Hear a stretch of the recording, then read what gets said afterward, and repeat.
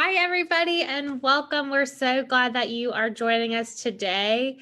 This is our fifth in a series of 6 webinars on making a difference in the life of a child. Just a really general overview of becoming a foster parent in South Carolina. And we are thrilled to have Lee with us today to share her story. Lee, will you go ahead and introduce yourself to everyone? Sure. I am Lee. I am a foster mom. We have been fostering for almost a year. It'll be a year, like in 2 months.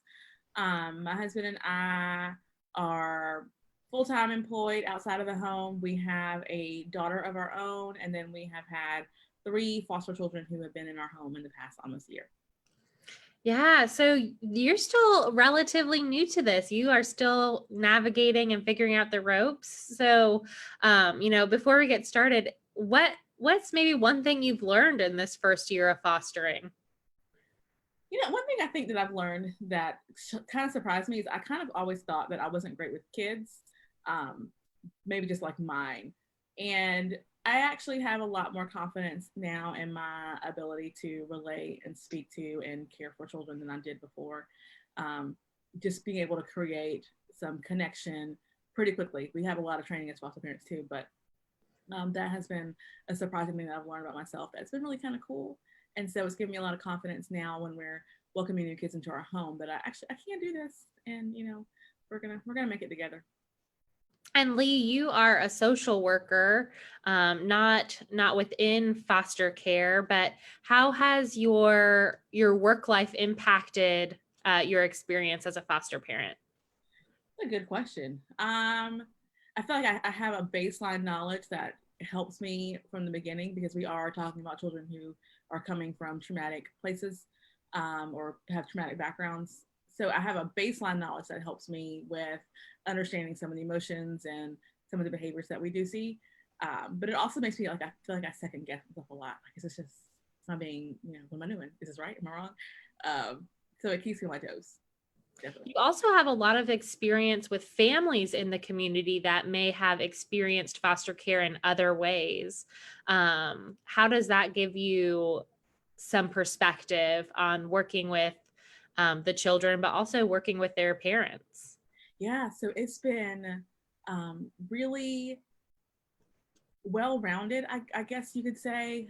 Working sometimes with clients who have children who may be placed in foster care, having church members who are in foster who are being foster parents, being able to see the system from a whole perspective. So working with parents, not only the parents of the biological parents of the children that are in my home, but biological parents on the other side who have different experience with different foster parents, who have different experiences with DSS. It has been really interesting, and I hope help me be a better foster parent so that I know how to speak to and relate and care for my biological parents as well, for the kids that are in my home.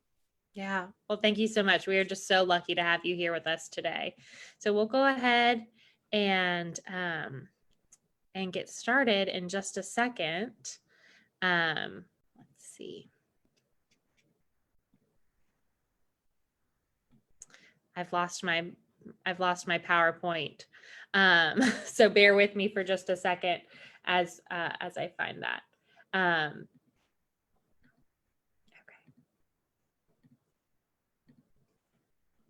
All right. So we have Lee with us today, and we are so grateful for that. Lee is a new-ish foster parent, but already lots of experience under her belt. My name is Kaylee, and I am the director of Care to Foster. Care to Foster, we seek to ethically recruit and support foster families as they care for children and families in South Carolina. We are an initiative of Fostering Great Ideas, which is a nonprofit located out of Greenville, South Carolina, but has programs and has impact all over the state, as well as in multiple other states and countries as well through some of our programs. So we do not license foster families, which makes us kind of a neutral third party, which is why we are so passionate about sharing this information with you. We want to make sure that we help you find the role and the organization that's going to be the best fit for you so that you can make an impact on the life of a child and a family in a way that is going to be meaningful, but is also going to be a good fit for you and your family in this particular time. So today, along with Lee, we are going to do our best to answer some of your questions. There is no such thing as a dumb question. So please, please, please feel free to ask through the chat on Facebook, or if you are participating through our Zoom webinar platform, you can chat with us through there as well. But we'll talk about the barriers and the questions that families commonly face as they're considering foster care. And Lee, I'm sure that they will not be alone in having some concerns and questions about their process. I don't think anybody jumps in and feels 100% confident all the time, do they? I cannot imagine that would happen. But along with that, I think the more information you have, the better prepared you can be. So we want to help you understand the licensing process and what you might expect as a new foster family. And then, of course, getting you connected with the right resources to help you take next steps that are going to be right for you. So Lee, will you share with us a little bit about how you guys came to foster and how you made that decision and kind of what that experience looked like for you? Sure. And, honestly, I don't really know that there was ever like a moment where we thought, this is what we're going to do. I am adopted. So even when John and I started dating, we kind of knew that adoption was somewhere in our future. And we had Samantha first, and then kind of thought, okay, we tried the adoption. We thought we were going to go do the adoption route first, but foster care seemed like a better fit just with where our family was at the time. And so that's kind of how we got started. And I am more the high need one in the relationship. So, I sat in a lot of Facebook groups and, did a lot of reading and information gathering before we decided to go ahead and start the licensing process. But it just kind of something that was, I guess, has been in my blood since the beginning, just because of my history and being adopted and international adoption. So taking care of children was always been part of my heart. And we always say this, you could sit through 100 of these webinars, you could be a part of every single Facebook group about foster care and adoption, but it is in talking to foster parents, it is in talking to children that were, or youth, people, adults that were formerly in foster care or adopted themselves. That is where the true, the richest information is going to come from. So Lee, was there a particular person or place where you felt like, okay, now I get it. Like now I feel confident to take the next step? What was it for you in your information gathering stage? So what's funny is my daughter went to daycare, and so when the daycare closed, we remained friends with one of the families, several families from the daycare. We went to a birthday party, and because she knew we were looking at the foster care process, she introduced us to one of her.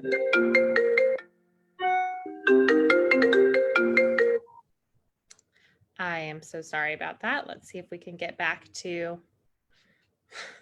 It's like I have an iPhone too. Is that myself? But she had introduced us to one of her mutual friends who is, or it had been a foster parent. And so she was talking to me at this birthday party about just kind of the children that have come into her home, the parents that she'd been able to speak to and impact and create lasting relationships with, the children that were able to go back home and how she gets to see them now and how they're thriving with their families, and how she was doing all of this in a high level position, and her husband is in a very high level position as well. And I was like, okay, if y'all can do that, then surely we can. And that kind of was for me just the thing that said, this is possible, I can do this, and we'll go. Awesome. Let me jump back to where we were. I am so sorry. It seems like we're having a little bit of technical difficulties today.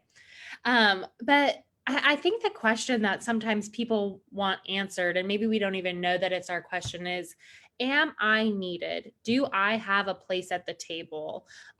Is there space for me in this, whether that is as a foster parent or as an advocate in other ways? And the answer is yes. There is a desperate need across the country, and specifically in South Carolina, for more foster families. We know that at any given moment, there are about or over 4,000 kids in the South Carolina foster care system. And there are not nearly that many foster families, which often means that kids are separated from their siblings, separated from their county of origin, from their home community. So an already traumatic experience of being removed from your family, from your home, can be doubly traumatic when children are not able to stay close to home or stay with their siblings. So we need more foster families. The gap, it looks like about 1,600 more families are needed to meet the need of all the kids in the system. Now we know that, solving this one, so what sometimes seems like insurmountable problem will not solve all the problems of the child welfare system. What a great place to start, that there would not be a lack of beds and homes and loving families for these kids. That it would be about seeking the best fit home for a child, so that they could stay in their home community or they could stay with their siblings and they could get what they need. So there is a need. And one of the things we're going to talk about today, Lee, and you're going to lead us in this discussion, is we need all kinds of families.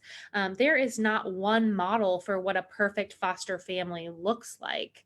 We need all families from all shapes, sizes, colors, backgrounds, races, experiences, faith, because just as there are diverse children coming into the system, there is a need for diverse families.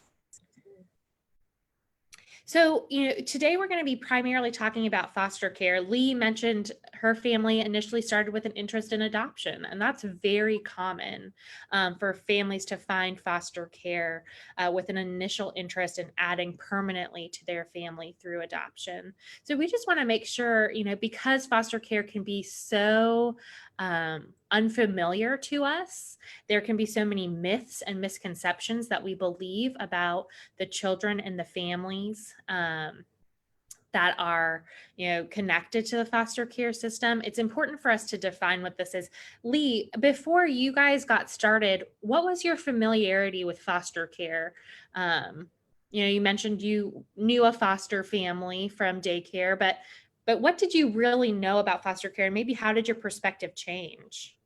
Well, I think I might have known a little bit just because I am a social worker. So while I don't work for DSS, I have had some interactions with families who either have children in their home who are in foster care or biological parents whose children have been removed from the home.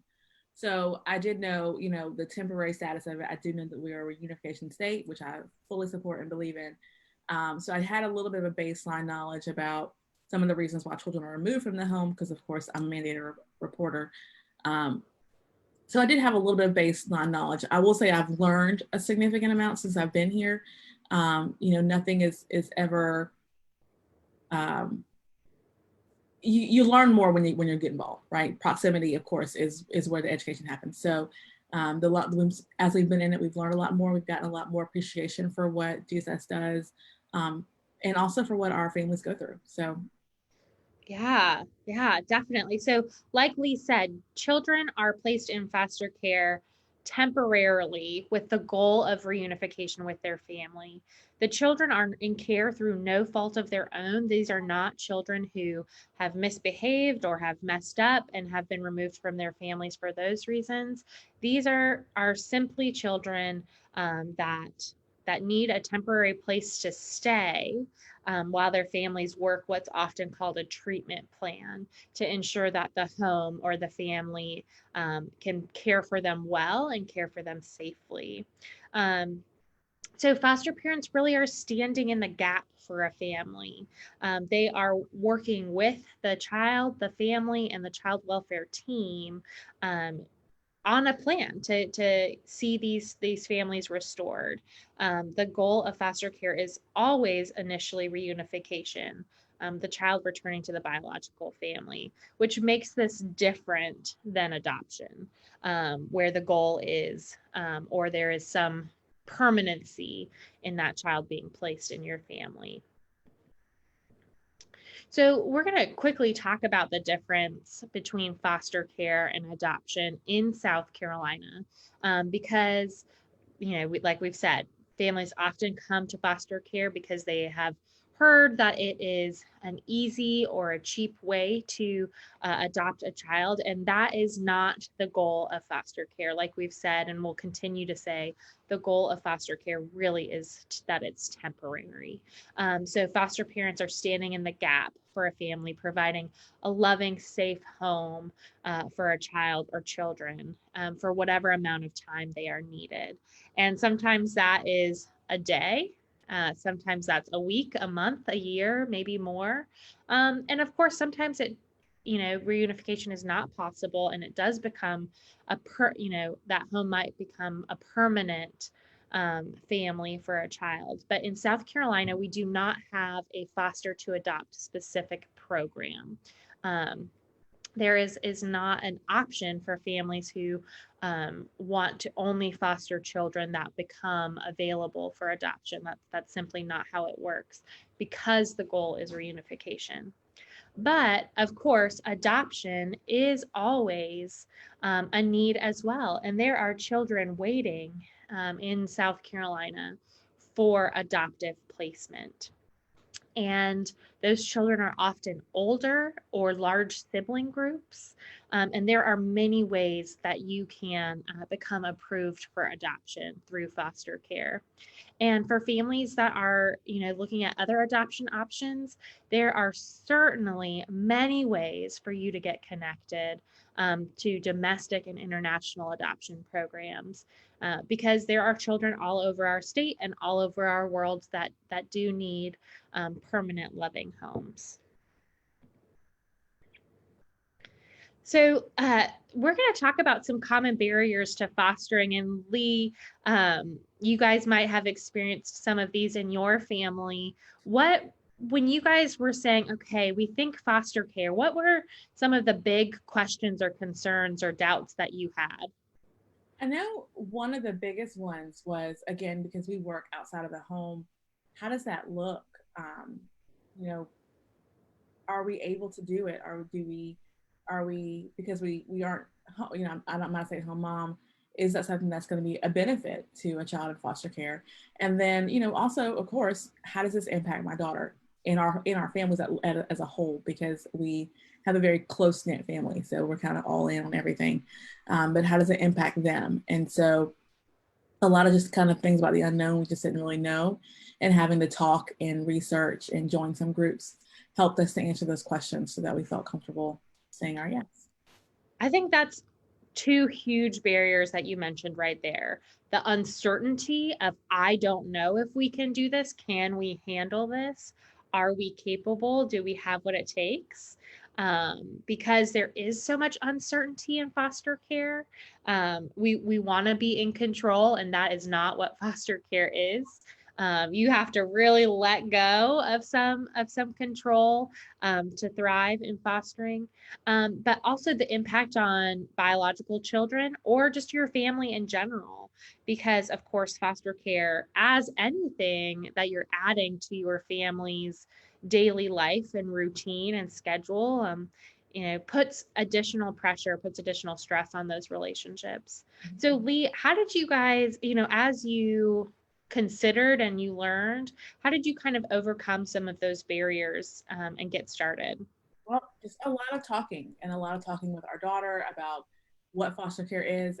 We went slowly through the licensing process, so we had a lot of time to talk about it, to set up the room, to have a lot of conversations about, yes, she's wanted a sibling forever, so yes, but it could be temporary, it could be a long placement, it could be a very short placement, and our goal is to love them and so they can go home.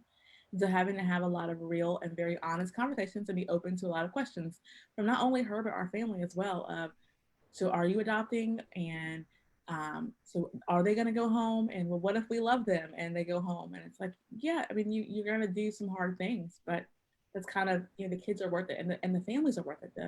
The parents, the homes they come from are worth it. So it a lot of open communication and being willing to be questioned by family and then respond to those questions because they're coming from a loving place. Our family has been.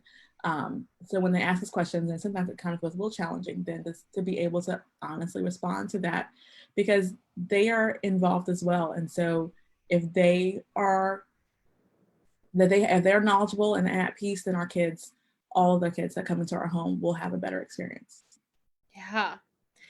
And you've hit on a lot of the most common barriers we hear, the big questions we hear from families considering foster care. The big three, as I call them, one, if you are part of a partnership or a couple, if you are married, just getting on the same page with your spouse, because often there's one person who is the gas and one person who is the brakes, and sometimes you're not necessarily on the same page. So we hear, can I foster if my spouse isn't on board? And of course, there's a lot of things you can do, but that doesn't mean you should do them. So we are big proponents of really having hard conversations. Lee, like you said, you did with your family. This might also relate to if your kids are not on board, having those hard conversations. What is it that your family really needs so that you can all jump in and do this together? Is that getting more information? Is that meeting other foster families? Is that reading books or joining groups, to really learn more? Because of course there's lots of things you can do, but that doesn't mean that you should. That doesn't necessarily lead to thriving. The second one that Lee touched on is, how is this going to impact my biological children? And I mean, the easy answer is yes, it is going to impact everyone in your family, because adding another person into your home, regardless of who they are, it just changes the dynamics. It changes the rhythms and routines in your home. And kids often bear a lot of that, having to share possibly their room, their toys, the television remote, the dinner table, their parents' time and attention. But far and beyond anything else, what we hear from families that have permanent children in the home is the impact is highly positive. The values and character traits that children learn from being part of a fostering family are often the very things that parents want their kids to embrace. Lee, how has your daughter responded, or what are some of the things you've seen her learn through this experience?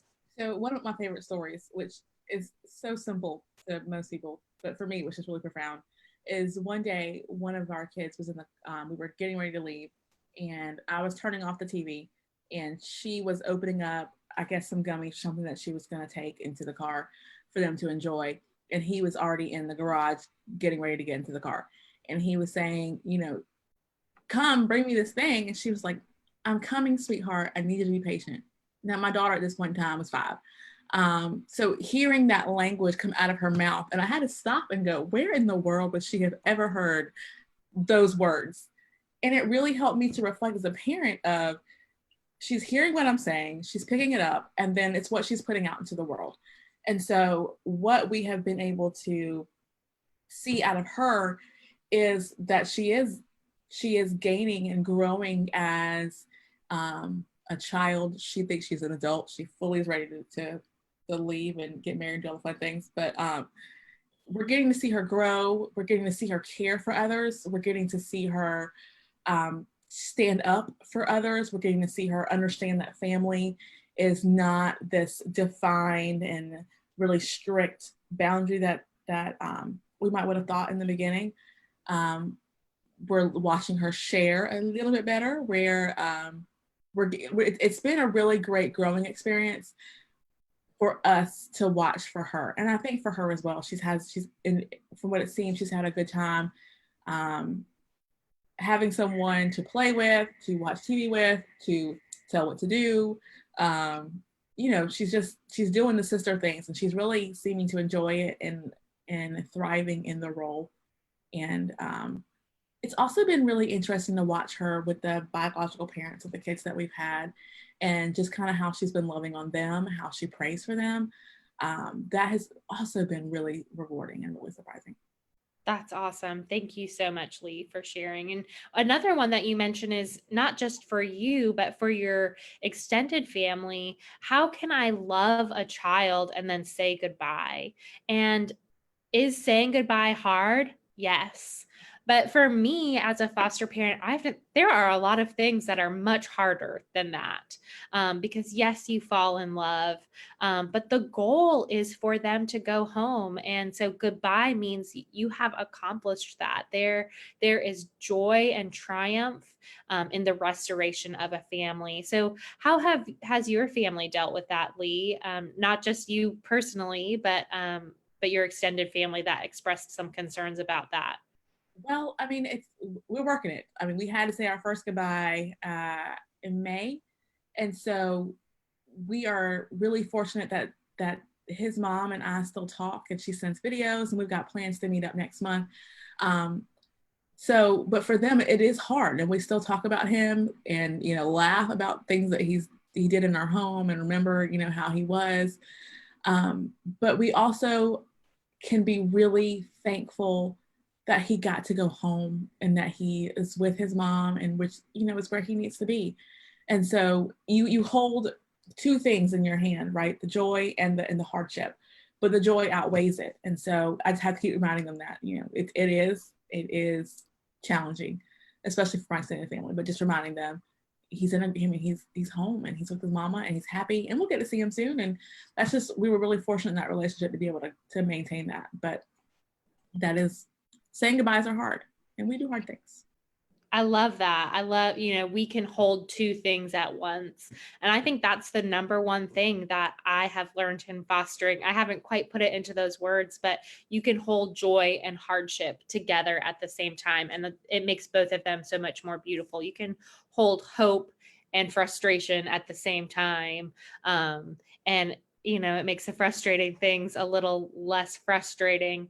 And then it makes the final product, when you accomplish those goals, um, feels so much greater as well.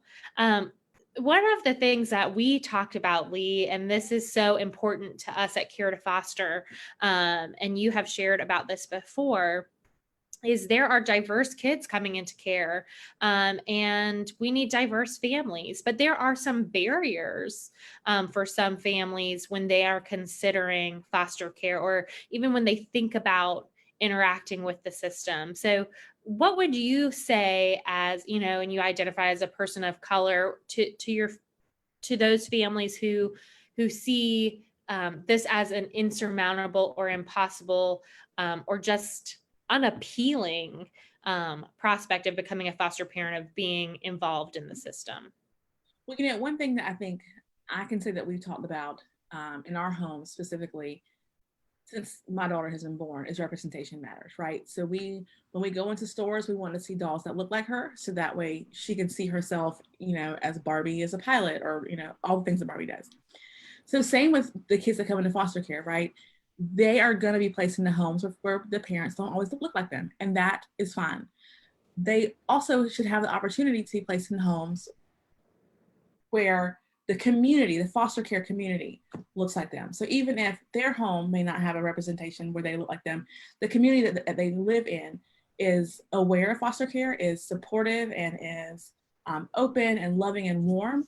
And so I would love to see a lot of families, not just Black families, but Asian American families, and all the different types of ethnicities, all the different types of family dynamics, whether they be two-parent homes, single-parent homes, whether they have biological kids, don't, all the kids that come into care are all very different, and they all have very different needs. And so when we have a greater pool of diverse families, then we're able to meet those needs. And I think we'll have better outcomes. And yes, there are some challenging parts to that, right? You have people that come into your home that do, home visits, that may tell you that your beds are too close to the wall or too close to the doors. And they might tell you a couple of things about, things that you need to change about your physical placement of furniture or even some of the things that you do.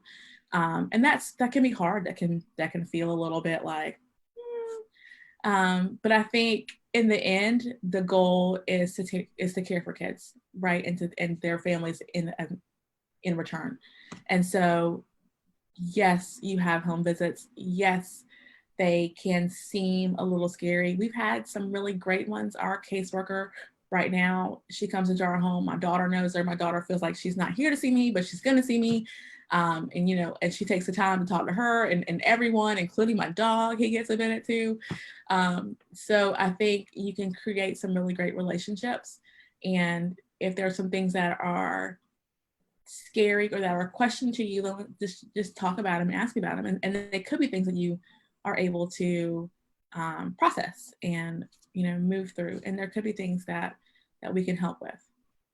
And I think too, like you said from the very beginning, representation matters. And sometimes if you are a family who maybe doesn't see yourself represented in the stories of foster parents, in the blogs, in the Instagram posts, in the recruiting materials, it can feel intimidating. It can almost feel like maybe you don't have a seat at the table. What would you share with those families that maybe aren't seeing themselves represented, but think that this might be a role for them? Sure. So I think you get on the inside and then you can help. Then you can have those conversations and saying, "Hey, I've noticed that you're having this conference and these are the images that you're using to advertise for this conference. But I don't see myself or others who are like me in these images. And here I am. So is there an opportunity for you to change your ads?" And it's a great place for education, on the inside. So if you're not seeing what you would like to see, then I think communication, right? When we go to a store and we don't see what we need to see as far as dolls and things for our child, then we communicate that. And so the same thing, if you are not seeing yourself, then we need to communicate that. So come in and let's talk about it. Let's make some changes. Yeah. Thank you so much, Lee.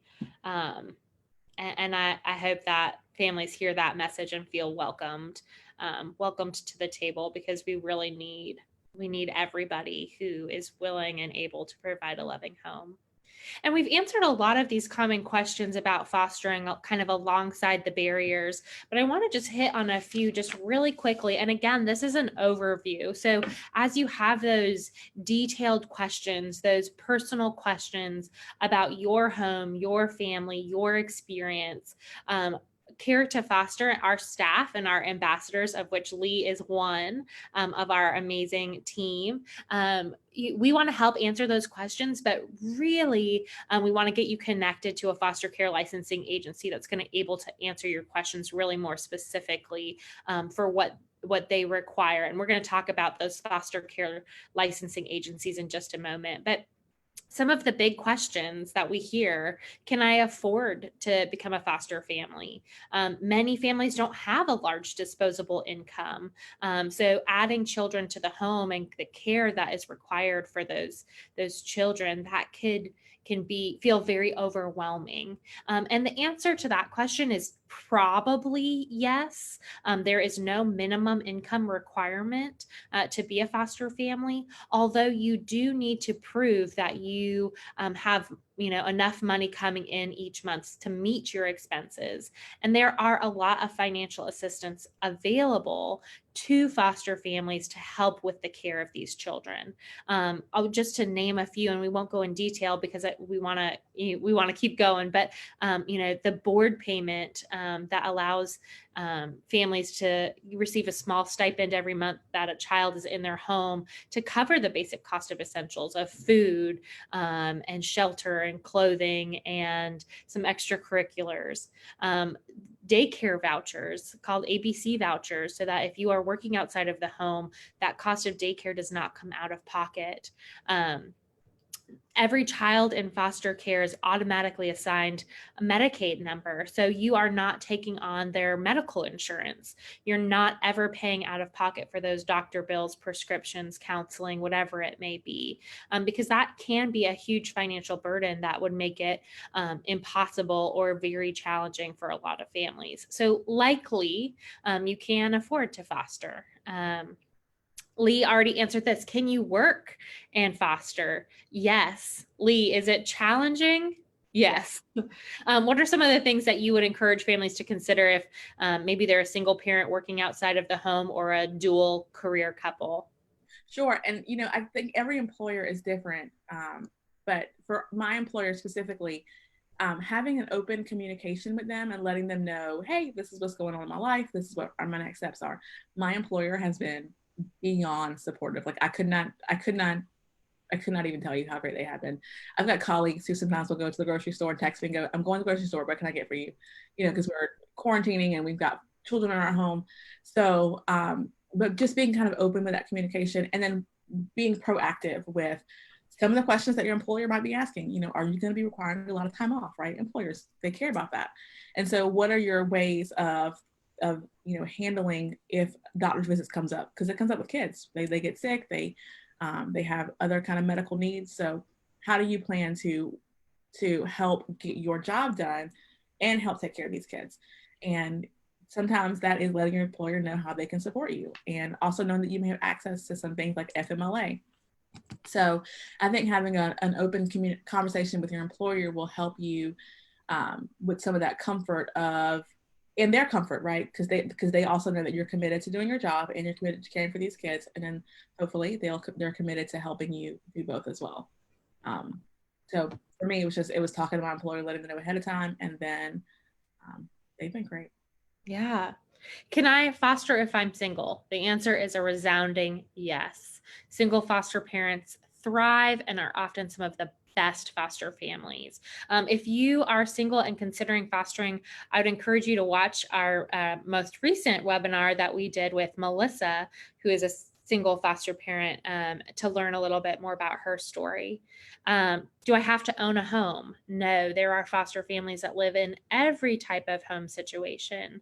Rent or own. Of course, with renting, there might be a few more things for you to consider in compliance with your apartment complex or landlord or whatever it may be. So there might be some more things to consider, but or questions to ask, but it's definitely doable.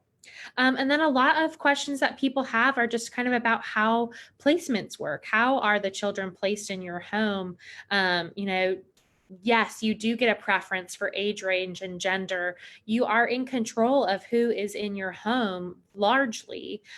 You get to make some decisions about what you can handle and what you cannot. So you can give those preferences up front, but you can also say no if they give you a call for a placement that you feel you cannot handle. Maybe it's outside of the age range that you're comfortable with. Maybe there are some behaviors that are just not going to work for your family. Um, and of course, if a placement isn't working out, and you have tried every resource, every service, you have asked every question, you have sought counsel from caseworkers and guardians and doctors and counselors and whoever else you may need to, you do have the option for a child to be moved from your home. And of course, that is last resort, worst case scenario. This is often not in the best interest of the child, but sometimes it is for the safety of the child and the safety of the family. So you are in control of who is in your home. Like we said, you do give up some certainty and some control when you enter foster care. Like anything, there is risk involved. And some of that risk is superficial. It's our comfort, it's our routine, but there may be some additional risks, and you just want to assess those as a family and decide what you can take on and what you can't, because a family that is burned out is not going to be helpful to a child who is trying to thrive. Any other questions that you often get from foster or from families that are asking you about what it's like to be a foster family, or just asking about your experience? I think those really are the main questions that you get. How is it with working, and how is it with, um, you know, our biological daughter? So those are the main questions that I get as well. So, we're going to talk about the foster care licensing process. And right now, many of you may have heard that DSS is not currently licensing non relative foster homes.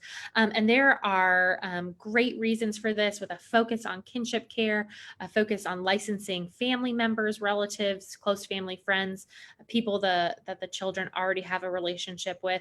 But that does not mean you don't have options. There are amazing private licensing agencies that you can use, and now you will need to use, at least within this time, if you are choosing to start the foster care licensing process. And Lee, you are licensed with one of those private agencies. Would you mind telling us a little bit about your experience and also how you chose your agency? Sure. So we are licensed. We're here in Richland County, so we are licensed with Epworth. And like I said, I am the high needs one in our relationship. So when an ad came across Facebook, I believe, for Epworth, I thought, okay, I'm gonna sit down.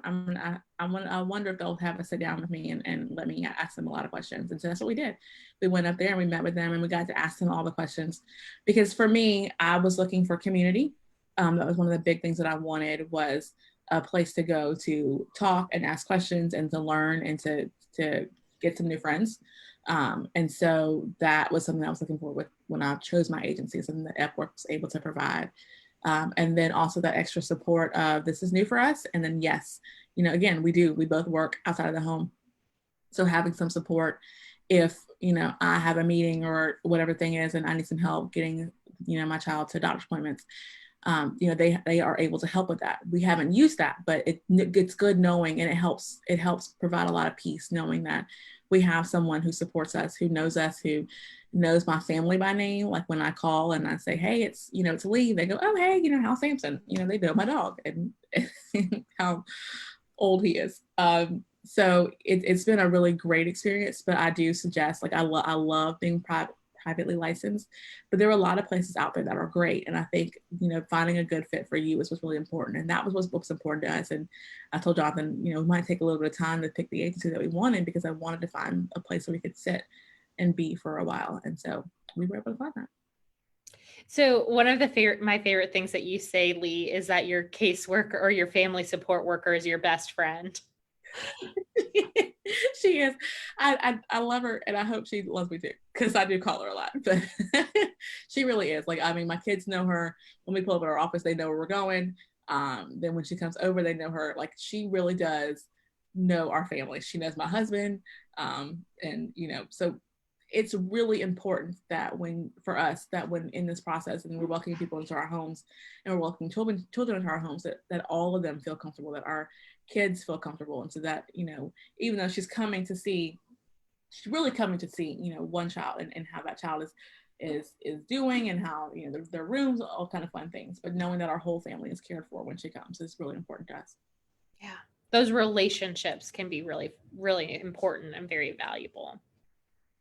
So, when a family is choosing to enter foster care, the very first decision that they need to make in South Carolina is between regular and therapeutic foster care. Now, most families start with regular, but there is a high need for both standard or regular foster families as well as therapeutic foster families. So, regular foster care are families that care for children coming straight into care, your typical child. Of course, there has been trauma, possibly abuse and neglect. So there may be behaviors that come along with that, but there has been no prior diagnosis or decision made that this child needs higher care a higher level of care at this point. But where therapeutic foster care, the families are licensed and trained and supported to care for children that may need a higher level of care, whether that is social, behavioral, medical, physical. So those are the differences. If you have experience maybe in healthcare as a nurse, maybe working with special education, therapeutic may be a really good fit for you, and of course a desperate need for those families to provide a higher level of care. But the reason that's your first decision is there are different agencies for regular foster care and therapeutic foster care. Some agencies now do both, but you would want to know which type of agency you were looking for. And then at that point, you're looking for the best fit agency. Like Lee said, it was about relationships, and I often say it's a head and a heart decision. You want to make a decision with your head. Can they answer your questions? Do they answer the phone? Are they knowledgeable? Does their process make sense to you and your family? Is that doable? But you also want to make it with your heart. Is there a connection? Are there warm feelings? Do you enjoy being with them? Do you enjoy their community? Do their values meet yours? So there is no best agency, simply the best fit for you and your family at this particular time. And I think that's really important when you're looking at an agency, is to be open, if you can, to go and sit down or at least call and ask them all those questions. I'm a millennial, so I don't like phone calls. I text my caseworker all the time.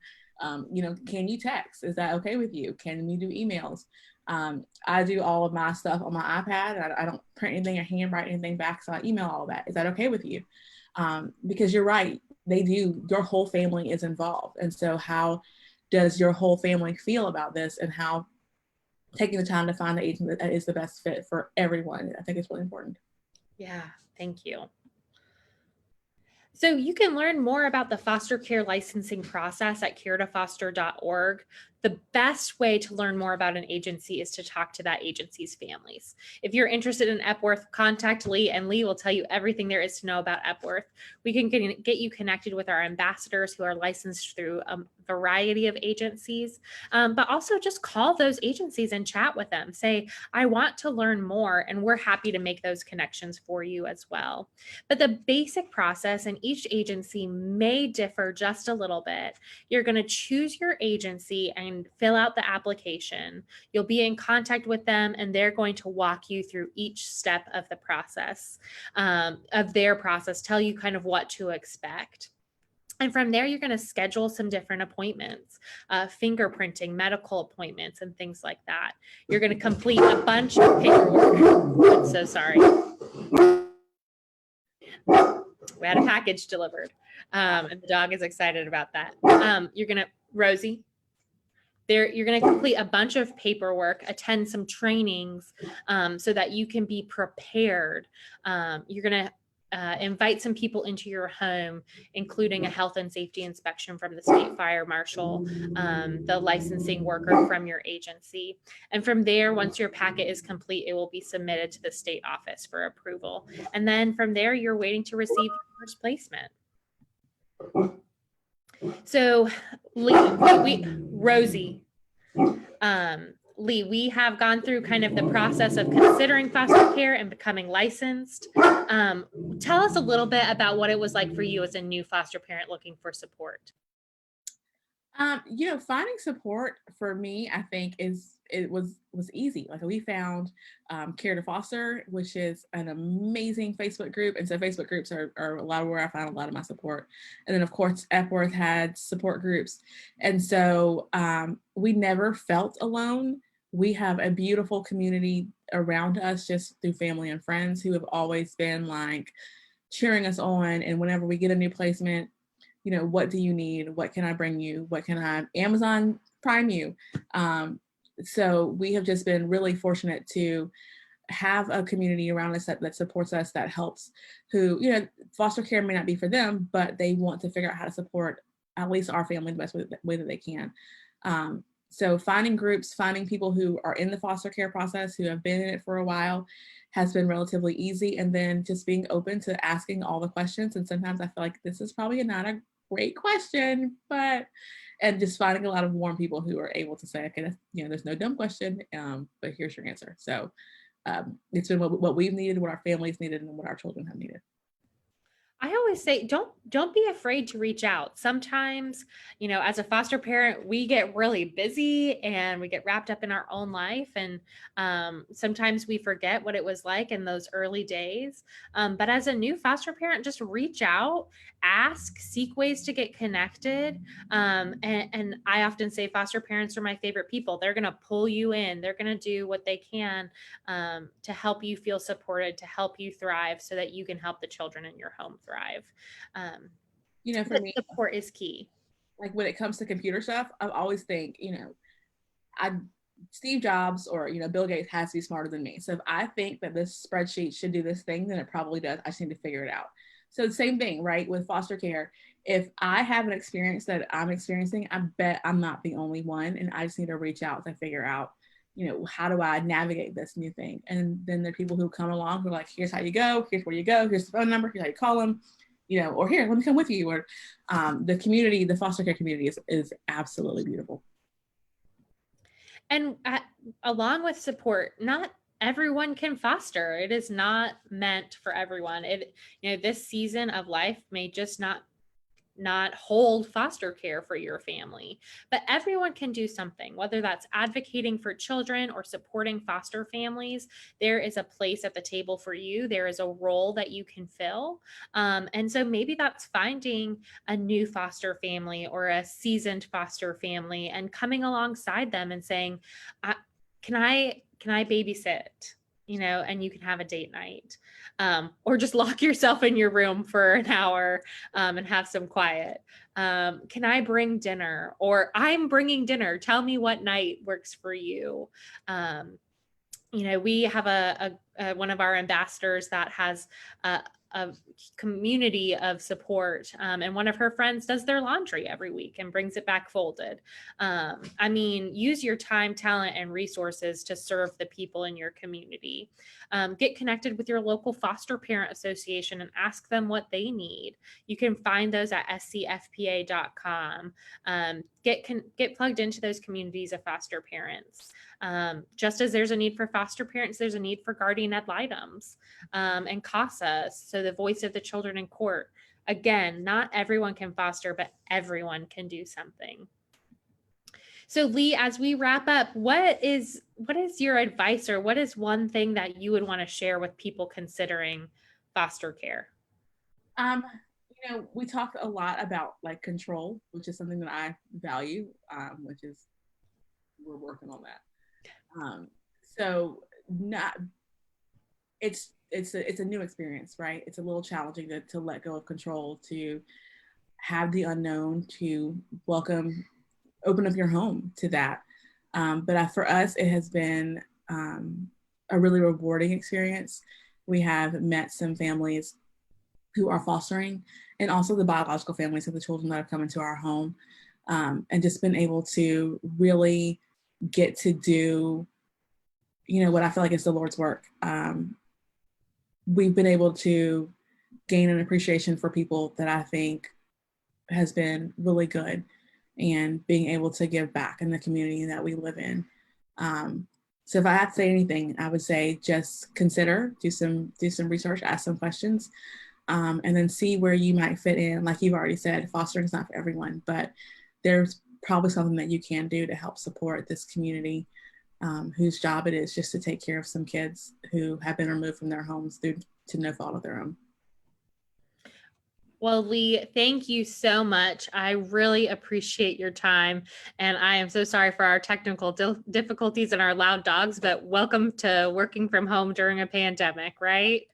So Lee, thank you so much. I'm going to pull up our Facebook page really quickly and see if there's any questions, maybe that we can answer while we're here. And we can also, Lee and I both can go and answer any questions that pop up on the Facebook video. So anyways, thank you, Lee, and thank you to all of you for joining us. There's not any questions right now, but we will go ahead and continue answering those. So thank you again, Lee. Thank you. Bye. Bye.